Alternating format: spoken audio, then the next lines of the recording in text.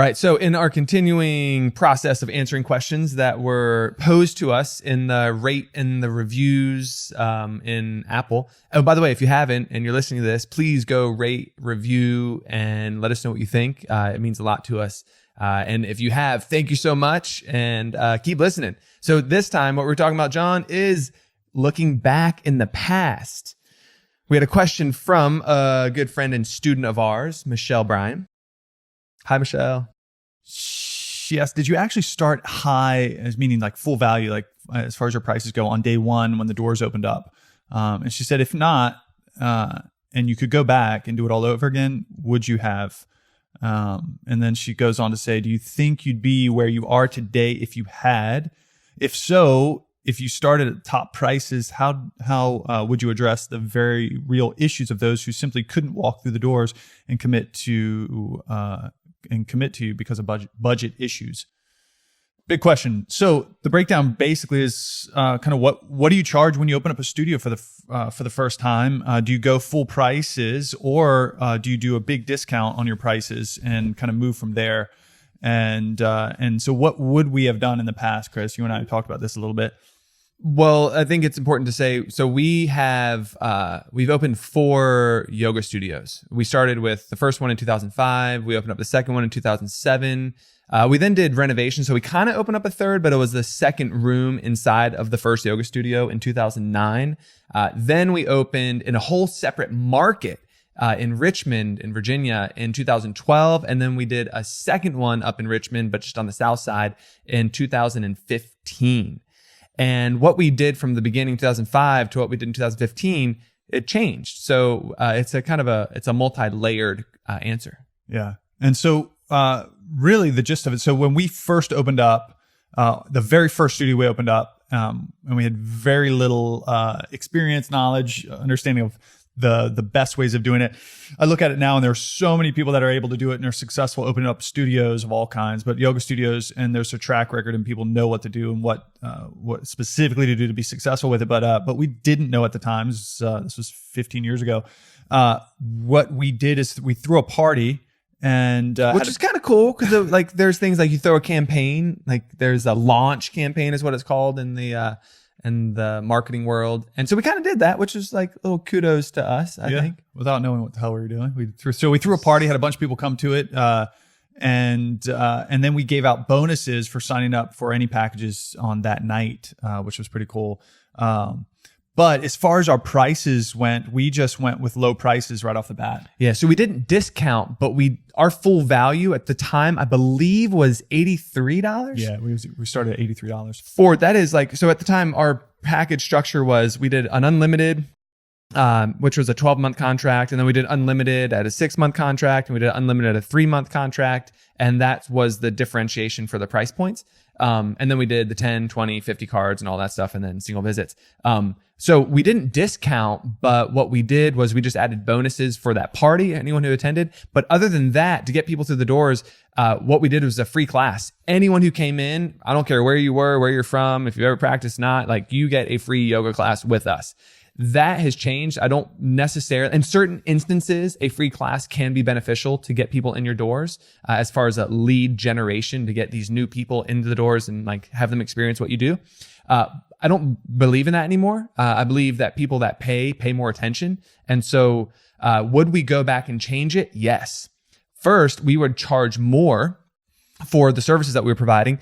And not just because we believe wholeheartedly in what we do and we know the value of it, but we set up a studio that was top notch. I mean, like free towels, mat towels and shower towels at the time. We had like spa amenities. I mean, you'd walk in and like tile showers and 3 showers in each women's bathroom, men's bathroom, like anything you could think of, we handled. Like, we invested a crazy amount of money in the heating system. So like there was a big capital expenditure, so we could charge more, but we didn't.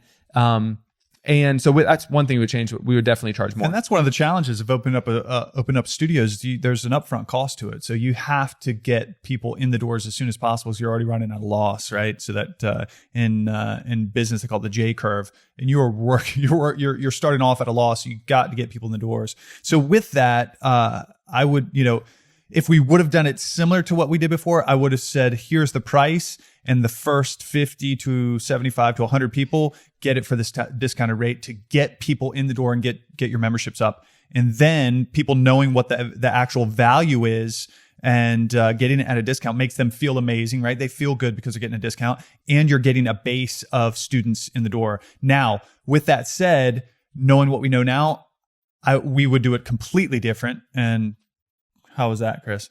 Yeah, so now what we would do is we would create some sort of defined end program as the entry point, as our lead generation, or as our front end offer or promotion, our introductory offer is what most yoga studios call it. Meaning, like we wouldn't just say, here's a free class, come in and try it, because that free is compelling, but it doesn't stick people to what you're doing. So this defined end program would be a challenge or a transformation or a program or some type of it starts to right now. What we're in the midst of launching is what we call a 6-week Fountain of Youth challenge. And so what that does is it frames very clearly in someone's mind, 6 weeks is the program. Fountain of Youth is the transformation, and it is a challenge in that there are certain requirements that are going to be need to be met to fulfill the challenge, which everyone likes to, go beyond and meet the challenge and go beyond what they think they can do, and for us to get them the results that they're looking for. And what Chris just said is the gold in that we get them results. So traditionally, and what we've started off with was just open up a studio and giving people a yoga experience, where we're not really promising any results. We're saying, just come practice yoga because it's awesome, right? It'll change your life, which is a very vague result. And we feel the difference because we practice consistently, but someone brand new doesn't understand that. So they come in, have an experience, but they don't realize what the result is going to be if they continue to practice. They won't stick with it. So one of the biggest differences is setting up a front end offer that guarantees them results, and with that, compels them to practice to the point that they get those results that they're going to get when they're consistent with it, right? So that gives you the ability to be able to charge more and give people results that are going to change their life, because we all know that if we practice yoga enough, everything changes about your life. Yeah. I was going to say something. I forgot what I was going to say. I know it was important. So important. It's going to be so good. It was going to blow your mind. So Chris is going to come up.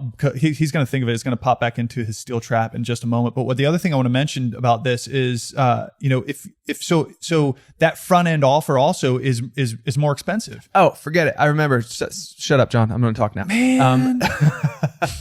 Here's the other thing that it does. This is what's so important is it indoctrinates people into the experience that you want them to have. Meaning there's a nurturing process. I knew I actually stole it from your brain. I inceptioned you into thinking for me the thing that I had forgotten so that I could take it and say it as if it were my own. Oh, that's high level stuff right there. But keep on that. That's point. why I meditate. Keep on that point, because it's this point he's about to make is that I was going to make that he's making is so important. His point, my point, his point, indoctrinating people into your process, right? Yeah. So then you get to give them. I'll use content, but that's not really the right word. You get to give them information that they need to understand the value of what you do and what you can do for them. Basically, you get to infuse your belief systems and the why you love yoga, why you started the practice, all the people that have come through your doors that have transformed their lives in these specific ways, and you can tell them those stories, and you can handle all the objections and all the things that that came up for you. What is the Sanskrit? What is oming? What do I eat before class? And what do I not eat? And why do I feel this emotion, in classes? I'm just doing these physical poses. And then you get to address all of those points. Why? Because then if they understand your why, if their belief matches your belief, and you can handle all of the things that could potentially keep them from coming back, you have a higher chance of changing their life, first and foremost, because that's why we do what we do. But in that process, when they have a higher chance, you have a higher chance to change their life, or they're actually changing their lives through your process, they will stick with you. They will now have a benchmark upon which they're looking at every other yoga studio. And if they go to another one, And like most places do, they just say, hey, come on in, take a class. Did you like the class? Would you like to sign up? And you're like, no. I bring you in a very specific process because I understand the things that are going to come up for you and I want to address them. And by the way, I'm going to charge more for them because I'm increasing the value because I've created this beautiful, wonderful, transformational experience. And it's worth more than just going into a yoga studio for a free class or a $30 for 30 days experience, where there is no control over their experience. You are literally hoping and praying that what they experience in that room is going to be something that they resonate with and come back and want to stay with you for. Or that they do enough classes to get that experience that Chris is talking about, right? So then the next piece that we want to mention to this is that, so if you're charging higher prices, how do you deal with people that potentially have budget issues and can't afford your services? One of two ways you can approach this. You can either, it comes back down to, we did an episode recently about who's your who, right? Know who you want to serve. You can open up a studio and have a donation-based studio or have the lowest prices around, right? We talked about this in previous episodes about yoga studios become commodities and everyone's racing to the bottom by cutting prices.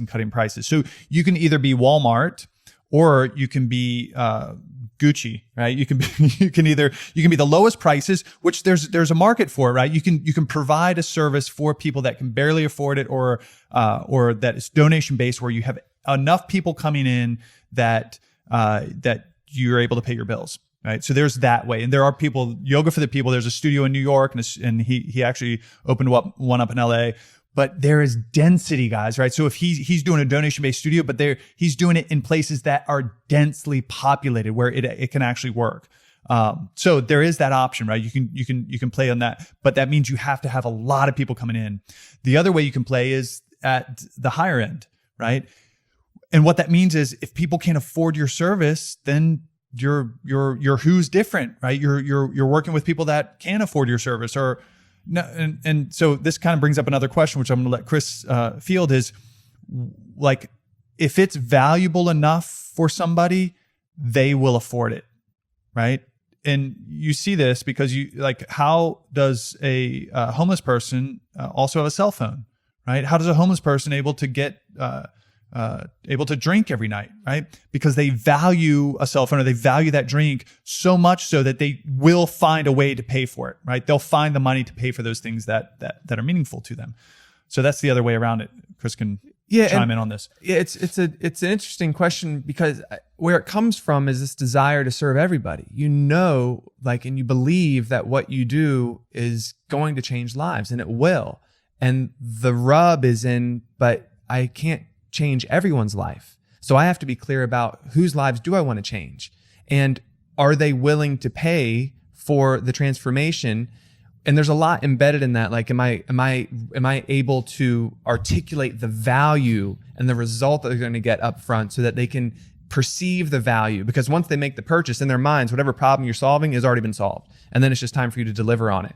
But so the issue is, like, for me, it's like the bleeding heart. I want to serve everyone, but I can't serve everybody, right? And if I try to serve everyone, I end up serving no one, because I'm lost in this. Like, we have hard expenses every single month that we have got to be met. And all of a sudden, this is what's really interesting, is if the low barrier to entry offers, because that's kind of what we're talking about, is when with the, free class, or the, $30 for 800 days, or whatever people do. What ends up happening is that you need a high volume of people. You need to reach a ton of people. You got to have at least like 100 or 150 people coming through your doors every single month, just because at that lower barrier to entry offer, at that lower price point, like, not everyone's going to stick, because everyone's kicking your tires and seeing if it's something that they want to do. Once you increase the price, yes, there are going to be some people that can't afford it, but the people that can, if you're offering and you're creating that experience that we talked about that we would do differently had we known then what we know now, what's going to happen is I don't need as many people. I can literally cut that number in half and get 50 people through the doors, knowing that they're not spending $30, they're spending $200 or $400 with me. And guess what? More of those people, you're going to have a higher percentage of those people that stick around because they've paid more. And what that does is it requires them to have a bigger stake and more energy and more effort involved. They'll do more to get the result because they have more on the line that they put financially, which means you have a higher probability that they're going to stick around. And so what it does is, yes, I can't serve everybody, but the people I do serve are going to stick around, and I'll be able to serve them at a higher level because I'm not going to be worried about how am I going to pay rent next month. And so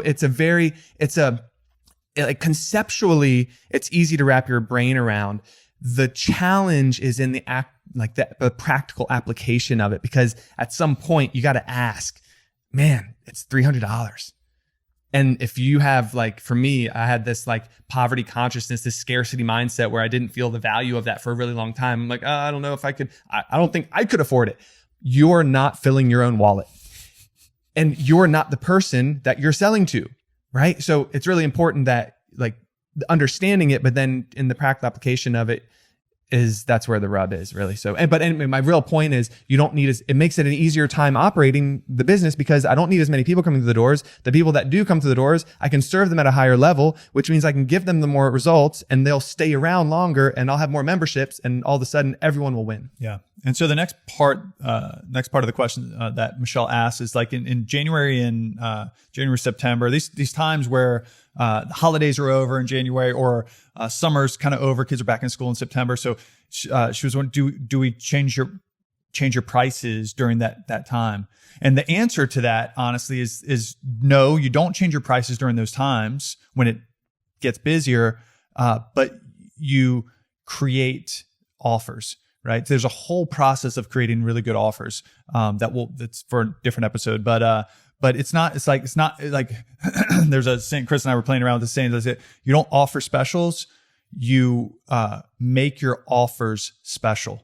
Right. You create specific offers during those times that people are like, yes, I'm getting back into it. I'm getting back into my practice. I'm ready to do this again. I want to jump into this, whatever this special is. So if they're like, basically they've been around with you, they've practiced with you, and they kind of fallen off, and they're getting back in at that time of year, make really great offers during those times of year where people are going to come back and start practicing again, to get them back in and rock and rolling with you again. Well answered, John. Well answered. I like that one. Last one is, do you benchmark off other yoga studios in your state, nationwide, or worldwide to set your prices? Not nationwide, not worldwide. You would look at it really, locally or regionally, because that's, if you look at where people are going to be benchmarking what your prices are in relationship to others, they don't care what a price in New York is. They care what the price of the yoga studio down the street is, or in, the next city or the next town is, not the next city. But again, it goes back to when I benchmark prices, like what we've done is we look at the benchmark of what people, because it's important. You want to, like, you'll hear us say, like, you need to charge more and increase your prices and, like, create better offers so you can charge more and, like, make more money and all that stuff. But there's a point at which your students, the market, you're gonna, like, you have to listen to that, and listening to it is, what are other yoga studios offering? So we benchmark it, but we don't, the typical practice is someone will benchmark it by saying, oh, they're offering, $99 for an unlimited. I'll offer $95 for unlimited. We do the opposite. When I see a benchmark of, like, okay, this is what generally the industry in this area offers, like, it's about $100 for an unlimited, I'm going to go up. I'm going to premium it a little bit more. I'm going to increase the price of ours, because perceptually what that means is what we do is better than them. If you just simply look at it on a price value, like, I'm very confident that what we do is the best. And I know if someone looks at it being a higher price, their perception is that what we do has a higher value and is better than what other people are doing. And I'll just add to that really quick, is if you can get results for people, you can create a better offer than just, hey, come into my studio and practice in all the normal classes that I'm offering. If you can create an experience, a transformation in the very beginning that people can go through and get amazing results from, you have the ability to charge more, plain and simple. Right? You can get that. If you can create this front end offer that is a full transformation experience, you can charge more than anyone else, and like double the prices of anyone else in your region, because you're creating a specific result and changing people's lives. So just the addition to it. Yes, charge a little bit more, but if your offer is completely different in the beginning, or you're creating a different experience, which is we talked about in a previous episode of, this is where the shift is going to be going in yoga studios, is they're going to start to train people in the personal development side of yoga, change people's lives that way. They'll be able to charge more for it because it's going to create magnificent results in people's lives. All right on. Well, we hope we answered those questions adequately. And if you're listening to this and you have more questions, please go to Apple Podcasts and rate, review. And as you review it, just leave a question, and we continually check those. And we'll let a couple of them combine, and then we'll just do a couple episodes just answering all the questions. So if you're interested, if anything we've said, you're like, oh, but I have a question about that, go rate, go review. We love 5 stars. 4 stars are okay, but 5 are better. No, but be honest. If you don't like it, tell us you don't like it. We're cool with that. But then leave a question and we'll answer it live, raw, and uncut. Almost uncut. And so you want to take us out, Chris? Yes. So always, thank you for listening. Thank you for being part of our tribe. And as always, do the work, honor the struggle, and make the world a better place to live. Peace. Yes. Thanks so much for listening to Yoga Entrepreneur Secrets. Do you have a question that you'd like us to answer raw and uncut on the podcast? If you want your questions answered, all you need to do is head over to Apple Podcasts and do 3 simple things. 1, rate and review, telling us what you think of the podcast. 2, in that review, ask anything you want related to yoga. And 3, if you want a shout out, leave your Instagram handle or name. And that's it. Then listen in to hear your question answered live, raw, and uncut. Join us next time on Yoga Entrepreneur Secrets Podcast. Thanks.